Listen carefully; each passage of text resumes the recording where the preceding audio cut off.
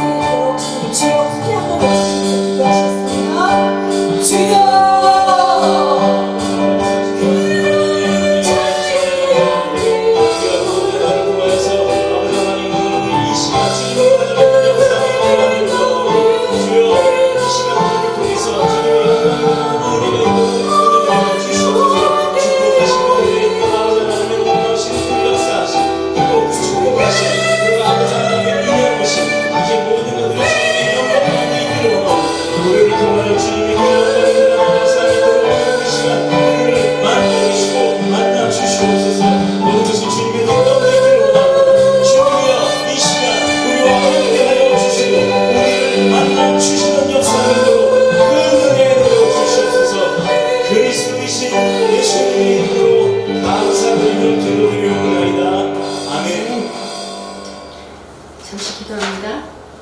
살아계신 하나님, 오늘의 말씀 주님께서 주실 것은 있습니다. 하나님 아버지, 가운데서 선포하는 자나 아버지 믿음의 자리에서 받는 성도들이나 모두 다 성령 충만하게 하여 주셔서 오로지 말씀을 통하여 주님께 영광이 되게 하여 주시옵소서. 감사드리며 예수님 이름으로 기도합니다. 아멘. 자, 우리가 한 해를 보내고 벌써 2019년 새해 둘째 주일을 보내고 있습니다. 신앙을 가진 우리가 뭔가 할 수 있는 믿음으로 작은 한 해를 살아왔을 줄로 압니다. 주님의 은혜가 있기에 우리가 여러 감사한 일이 많겠지만 반면에 아쉬운 점도 많이 있겠지요. 아마도 믿음이 부족해서 이루지 못한 그 아쉬움은 저나 여러분이나 다 공통된 점일 것입니다. 못다한 아쉬움들이 우리 아름다운 열매를 맺는 교회란 2019년도 목표처럼 이번에는 다 이루실 수 있는 우리 더뉴스 보교회 성도가 되기를 축복합니다. 아멘. 자, 이번 한 해는 믿음으로 열매를 맺어야 하는데 믿음을 잘 시작하려면 어떻게 준비해야 좋을까요? 자, 여러 가지가 있겠지만 저는 이 시간 최선을 다하여 믿음을 시작하는 방법을 여러분께 잠시나마 소개해드릴까 합니다.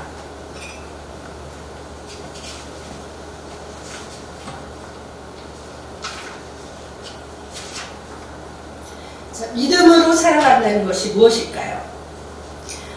믿음으로 살려면 간단히 말해 믿음을 시작할 수 있는 준비를 해야 한다고 했어요. 자, 하박국서 2장 4절에 보면 보라, 그의 마음은 교만하며 그 속에서 정직하지 못하나 의인은 그의 믿음으로 말미암아 살리라. 의인은 믿음으로 말미암아 살리라. 우리가 찬양 때 바로 이 하박국서 2장 4절을 찬양한 것입니다.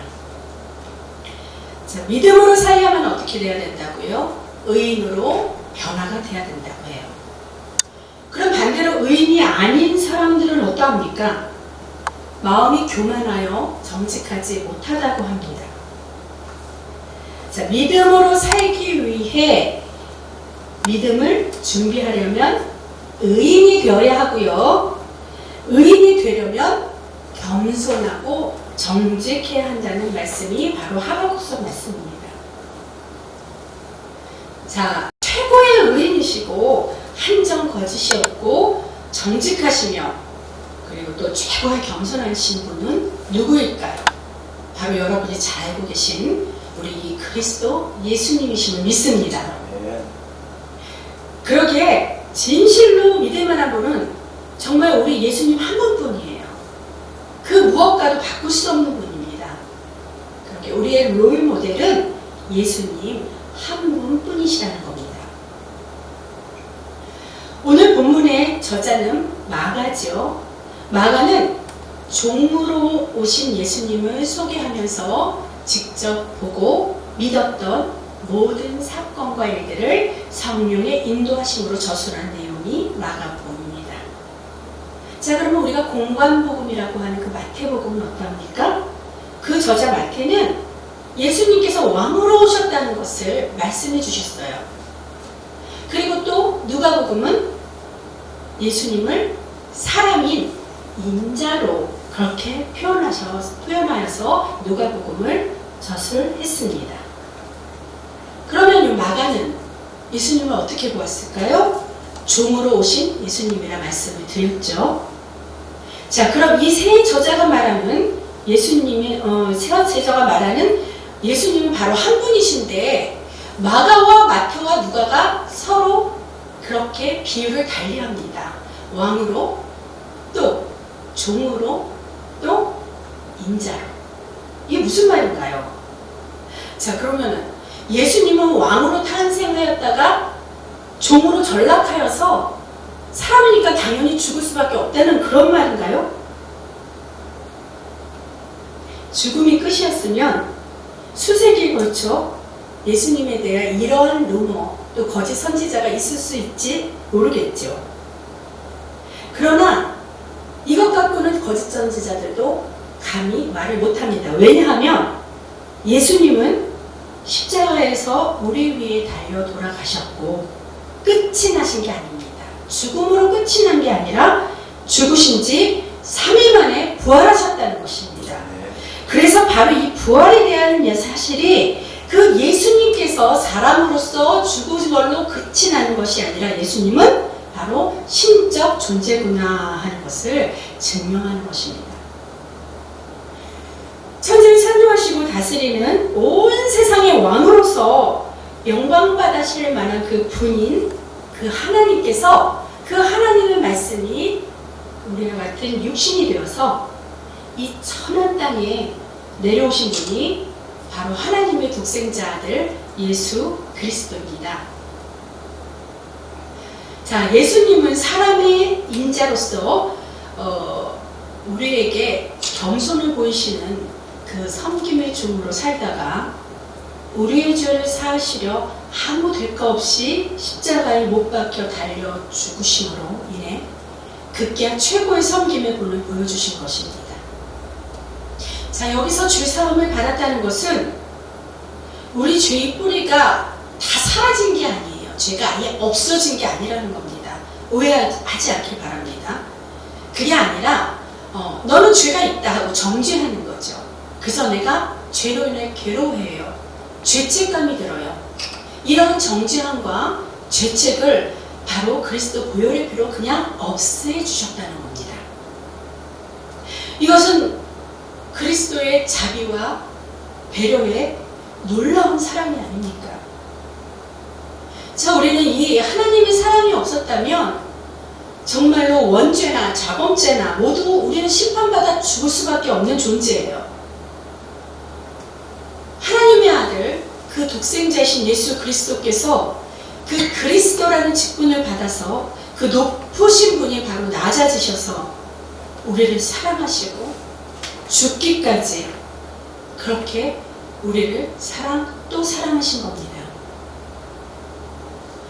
자, 그러나 우리가 이 점에서 좀 주의해야 할 것이 있어요. 무엇인가? 한번 구약의 인물, 야곱의 아들, 야곱이 낳은 요셉이 있지요. 요셉을 통해 한번 살펴보기로 하겠습니다. 요셉의 내용은 창세기 37장에서 요셉이 일생을 다루고 있는데요. 그 중에 37장 3절에서 4절을 보면 요셉의 이야기가 이렇게 시작되고 있습니다. 요셉은 노년에 얻은 아들이므로 이스라엘이 여러 아들들보다 그를 더 사랑하므로 그를 위하여 채색옷을 지었더니 그의 형들이 아버지가 형들보다 그를 더 사랑하는 보고 그를 미워하여 그에게 편안하게 말할 수 없었더라. 이 말씀이 바로 설명을 하고 있죠. 야곱이 요셉을 채색옷을 입힐 만큼 사랑하고 다른 형들과 보다 편애를 했다는 얘기입니다. 그러니까 형들이 어떻게 해요? 그런 요셉에게 질투가 나겠죠. 그래서 어떻게 해요? 미워하기 때문에 편안하게 말할 수 없었다라는 표현을 합니다. 그러니까 편안하게 대해주지 않았다는 거예요. 자, 그래서 요셉은 다른 형들은 다 일을 하는데 요셉은 아버지가 일도 내보내지 않습니다. 그러면서 무엇을 시키냐? 형들이 그 일하는 곳에 잘 있는지 또 양들도 잘 있는지 가서 살펴보고 나에게 와서 소식을 전해달라고 야곱이 이렇게 심부름을 시켜요. 즉 감독 좀 해라 이러는 거죠. 감히 동생이 형을 감독하라 그런 일을 시킵니다. 그런데 여기서 요셉의 꿈 이야기를 우리가 알고 넘어가야 돼요. 요셉이 어떤 꿈을 꿨냐면 그 내용에 대해서 이렇게 아버지와 그 형들에게 이렇게 말합니다. 아버님, 형님들, 내가 내 꿈꾼 이야기를 한번 들어보셔요. 우리가 밭에서 곡식단을 이렇게 묶고 있는데 갑자기 내가 묶은 단이 우뚝 일어서고 형님이 들의 단이 나의 단을 둘러서서 이렇게 절을 하더이다. 그 말을 들으니 가뜩이나 편애로 인해 질투했던 형들이 마음이 어떻겠습니까? 그러니까 형들이 어떻게 해요? 이런 말을 해요. 내가 우리의 왕이라도 되고 싶으냐? 정말로 네가 우리를 다스릴 참이야? 자, 형들은 요셉이 꾼 꿈의 그 내용 때문에 더군다나 그를 더 미워하게 됐어요. 그러게 단단히 벼르고 있었습니다. 그래서 아버지의 명령대로 그 형들이 일하러 감시하러 그 찾아온 요셉을 그 형들이 어떻게 했습니까? 작당해서 애굽의 노예로 팔아 넘기게 되었어요. 자, 그러면은 요셉이 집안에서 없어질 것을 뻔히 아버지는 찾을 텐데 형들이 뭐라고 합니까? 짐승에게 죽임을 당해서 그래서 피가 다 묻었다고 하면서 그 채색옷, 아버지가 지어주신 그 채색옷의 일부를 찢어진 일부를 가서 아버지에게 보여주었습니다. 거짓말을 한 거예요. 정말로 새빨간 거짓말이죠. 그래서 그토록 피범벅이 됐던, 그토록 편애했던 그 요셉의 상징이 채세고 싶지 않습니까? 그것이 찢기고 피로 묻혀서 그 피범벅이 되어서 아버지인 야곱으로 돌아왔으니 아버지의 마음이 정말로 말도 못하게 아팠을 것입니다. 그러면서 이후 오랜 시간 동안 요셉이 타국에서 살면서 그 자기의 고향을 떠났으니 그 자체로 얼마나 갖가지 인생의 위기들을 겪었겠습니까? 요셉이 오해를 받아 감옥에도 갇혔어요. 그래서 노예로 시작하였어요. 그런데 거기에서 바로가 꿈을 꾸었는데 그 꿈을 제대로 해석할 사람이 아무도 없었는데 요셉이 그거의 바로의 꿈 해석을 할 수 있는 기회가 얻을 수 있게 되었습니다. 근데 하나님께서 우리 요셉에게 지혜를 주셔서 그 바로의 꿈 해석을 잘하게 되었어요. 그래서 왕의 신임을 얻어서 애굽의 국무총리까지 되었습니다. 그 국무총리라는 것은 바로 왕의 바로 밑에 그 직급 아닙니까? 얼마나 높은 직급이에요? 근데 그때 때마침 형들이 살던 그 세겜에는 흉년으로 인해 먹을 것이 없었습니다. 그래서 식량을 찾아 애굽까지 찾아오게 돼요. 자, 동생이 살아있으리라고는 상상도 못하죠. 근데 애굽에서 요셉을 다시 맞닥뜨리게 됐습니다. 그러니 형들이 얼마나 겁에 질려 있겠어요. 아유, 우린 이제 죽었구나. 죽음을 각오할 수밖에 없었겠죠. 그러나 역전의 하나님이십니다. 어떻게 하셨어요? 우리 하나님은 사랑으로 용서하셔서 요셉을 통해서 구원의 손길을 펼치십니다. 요셉이 말을 해요. 형님들 걱정하지 마십시오. 자책하지도 마십시오.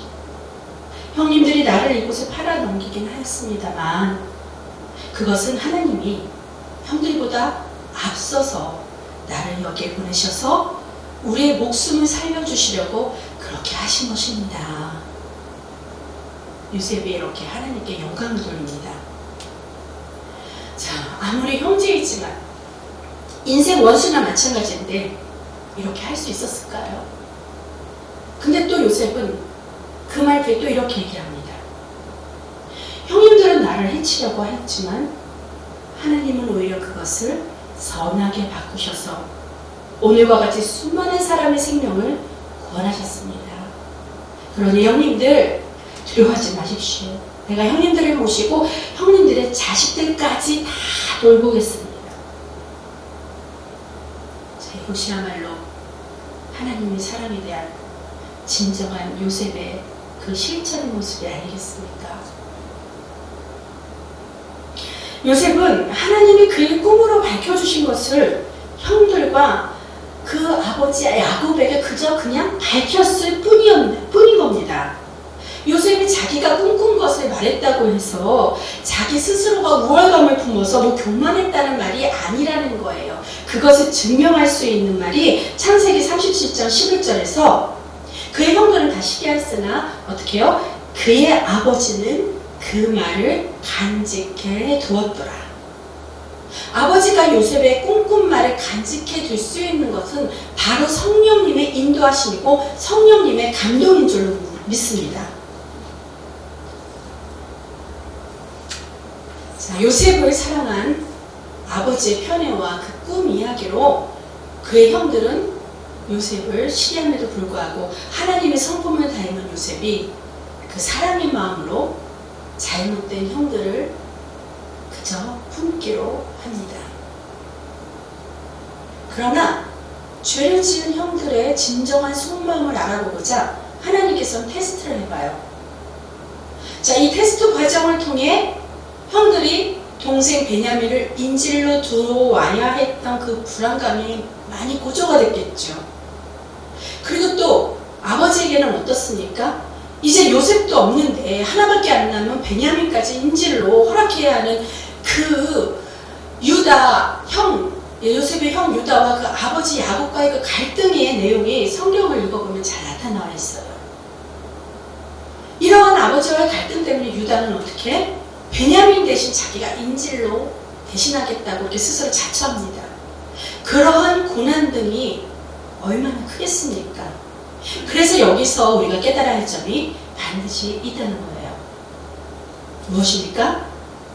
죄는 용서받아 정죄함에서 해방되었죠. 예수 그리스도의 피로 말미암아. 그러나 우리의 죄의 실수는 반드시 책임이 뒤따른다는 것입니다. 자, 책임을 지고 우리가 책임을 지어야 한다는 그 깨닫는 교훈이야말로 우리가 두 번 다시 실수하는 잘못을 저지르지 않는 그 바로 회개의 능력이 나타날 수 있다는 거예요. 요셉의 형들의 거짓과 그 형들이 하나님이 주신 꿈 내용을 인정하지 못하고 시기와 질투로 한 그 교만에 대한 그 교훈이 우리가 적용할 수 있는 은혜를 우리가 살펴볼 수 있습니다. 자, 지금 이 시간 거룩하지 못한 선택들이 훗날 나 자신 스스로에게 또한 누군가에게 괴로움을 주는 족쇄가 될 수 있다는 것을 우리는 기억해야 할 것입니다. 더욱 안타까운 것은 그 누군가가 바로 우리가 진심으로 사랑하는 그 사람들이라는 것입니다.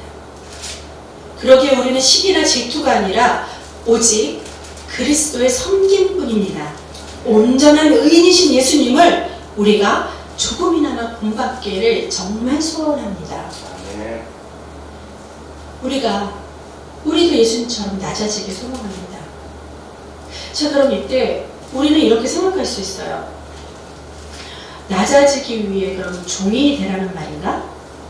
성경 어디에는 왕같은 제사장이라 하더니 지금은 왜 또 내 신분을 종으로 추락시키려는 것이지?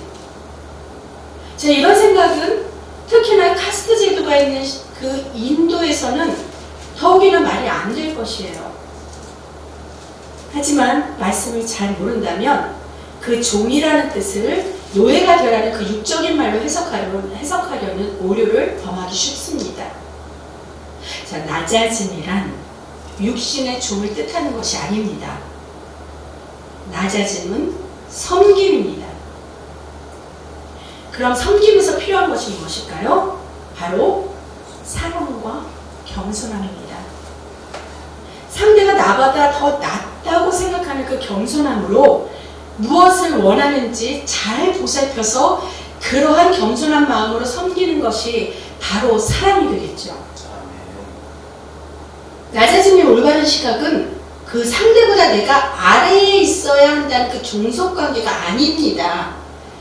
그것이 아니라 그 상대의 시선에서 이해하고 배려하는 그 사랑의 수평관계를 말하는 것이 바로 낮아짐입니다. 우리의 연약함을 잘 아시는 하나님께서 겸손함으로 육신을 입고 이 땅에 오셔서 우리와 같이 이렇게 수평관계가 되어주셨어요.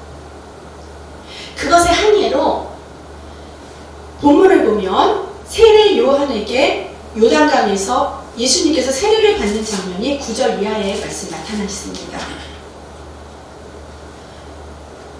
자, 우리가 물 세례를 받는데 이 물 세례가 목표가 아니에요. 우리의 목표는 뭐죠? 성령 세례입니다.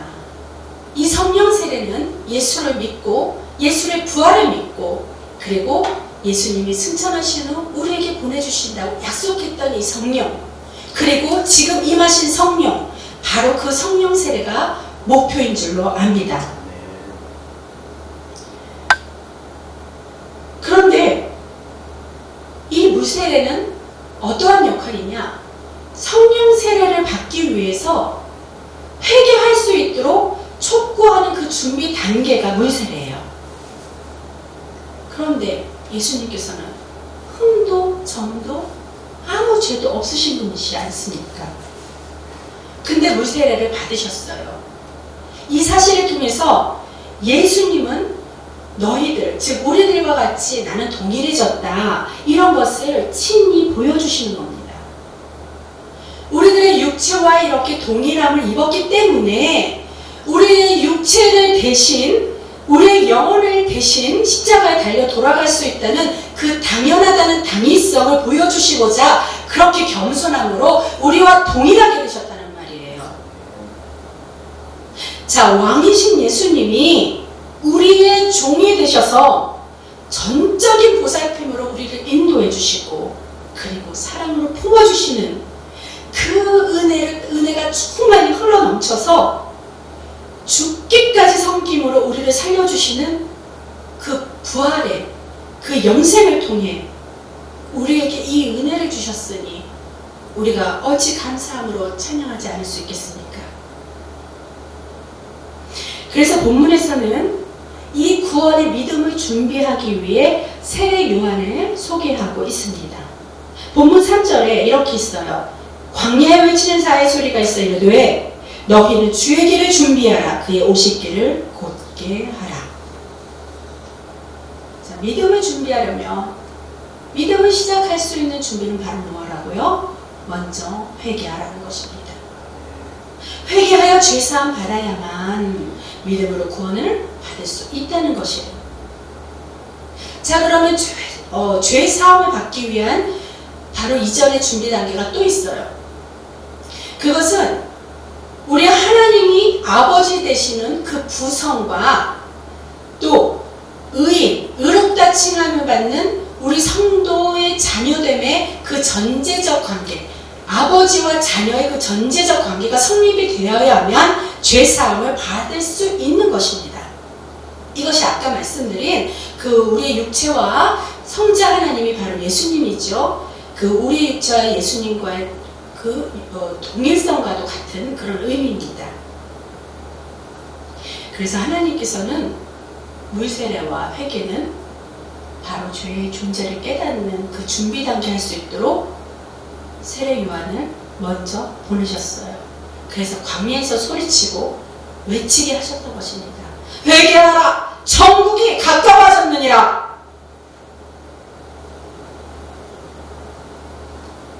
자, 우리가 엉켜진 인간관계에서도 다시 화합을 하려면 나의 잘못을 상대에게 사과를 하면서 회복을 얻어야 하겠지요. 마찬가지입니다. 하나님의 관계도 회복하고 다시 온전해져서 의인으로 우리가 변화가 되려면 우리의 죄를 자복하는 회개가 필요한 것이라는 거예요. 자, 이것이 믿음을 준비하는, 믿음을 시작할 수 있는 첫 단계인 것입니다. 그런데 세례 요한은 왜 사람도 없을 것 같은 그 허벌파인 광야에서 외쳤을까요? 자, 오늘 성경 본문 이후부터 쓰여져 있듯이 예수님께서 성령에 이끌려 사단에게 시험을 받아 이기신 곳이 바로 광야라는 사실입니다. 또한 구약의 이스라엘 백성들이 40년 동안 광야에 체험을 했죠. 그때 어떻게 해요? 구름기둥과 불기둥으로 하나님이 인도하셨어요. 그래서 그렇게 만나주신 그곳도 바로 광야의 체험이었기 때문입니다. 그래서 이 시대에 여기 사람들은 어떻게 해요? 하나님을 만날 수 있는 장소가 바로 광야라고 믿었기에 세례 요한도 회개하고 하나님 만나라고 그곳 광야로 나가 외쳤던 것입니다. 그럼 그 시대의 광야가 지금 여기는 어디입니까? 바로 하나님을 만날 수 있는 더뉴스 복음교회 성전의 자리인 줄 믿습니다. 자, 바로 이 회개가 있어야만 우리가 정직한 형태로 믿음을 준비할 수 있는 것인데요.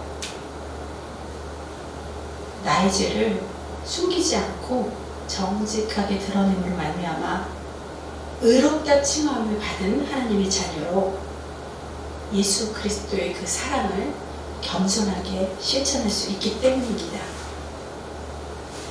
또한 진정한 회개의 능력은 뭐예요? 같은 잘못을 두 번 다시 저지르지 않는 거예요. 그러기에 나에게만 하는 그 후회, 반성 그런 것만 그치지 마시고 예수 보혈에 힘입는 그 능력의 진정한 회개가 되시기를 축복합니다. 자, 우리가 누구나 잘 알고 있는 우화의 쉬운 예로 양치기 소년의 이야기 잘 알고 계시죠? 양치기 소년은 그저 자기가 심심하다는 이유로 양을 치면서 오지도 않는 그 늑대가 왔다고 여러 번 거짓말을 합니다. 그 양치기는 뭐예요? 거짓말을 한 것뿐만 아니라 자신을 돕기 위해 모여든 그 많은 사람들의 그 섬김의 수고를 아주 가볍게 여기는 어쩌면 교만한 마음이 있었을 수도 있어요. 그러나 결론은 어땠습니까? 진짜로 누태가 나타나도 정말로 누구 하나 도움을 받지 못할 그런 상황이 되었기 때문에 사람들은 어떻게 해요? 양치기가 아무리 늑대가 났다 해도 또 거짓인 줄 압니다. 그래서 속지 않으려고 해요. 그래서 사람들이 거들떠보지도 않았다는 겁니다. 믿음과 신뢰를 잃은 것이지요. 우리도 거짓의 인생과 죄로 인해 하나님과의 관계에서 잃어버린 신뢰를 회복해야 하고 믿음을 시작할 수 있는 준비를 하려면 한 가지 더 겸손과 함께 정직해야 한다는 것입니다. 사람에게도 잘못한 일 있으면 정직하게 사과하고 믿음을 회복해야 할 줄로 압니다. 특히 우리가 영원히 살 수 있는 영생을 얻을 수 있는 이 길은 오직 예수 그리스도 한 분으로 말미암았다는 것을 다시 한번 기억하기를 축복합니다. 그래서 거짓 없이 정직하게 그렇게 고백하는 회개를 통하여 구원을 얻고 그의 사랑으로 말미암아 겸손의 실천으로 구원의 완성을 이뤄나가는 그 성화의 과정을 잘 감당해야 하기에 우리가 예수님 이름으로 항상 무릎 꿇고 기도해야 한다는 것이에요. 자, 결론을 말씀드립니다. 마태복음 17장 20절 말씀에 예수님은 이렇게 말씀하셨어요. 이르시되 너희 믿음이 작은 까닭이니라. 진실로 너희에게 이르노니 만일 너희에게 믿음이 겨자씨 하늘만큼만 있어도 이 산을 명하여 여기서 저기로 옮겨지라 하면 옮겨질 것이요 또 너희가 못할 것이 없으리라. 아멘. 겸손과 정직으로 믿음을 시작할 수 있는 준비를 잘 하시고 신실하고도 깊은 믿음의 과정을 통해 반석 같은 믿음을 소유하시길 축복합니다. 자, 그리하여 마태복음 17장 20절 그 말씀처럼 이 산을 명하여 여기서 저기로 옮기라 하여도 옮길 수 있고 또 예수 그리스도의 능력을 우리가 다 소유하여서 하나도 못할 것이 없도록 우리가 거룩하고 성령 충만하게 되셔서 아름다운 열매, 좋은 열매를 맺어 주님께 영광을 올려드리는 저와 여러분이 되길 그리스도 예수님 이름으로 축원합니다. 아멘. 기도하시겠습니다.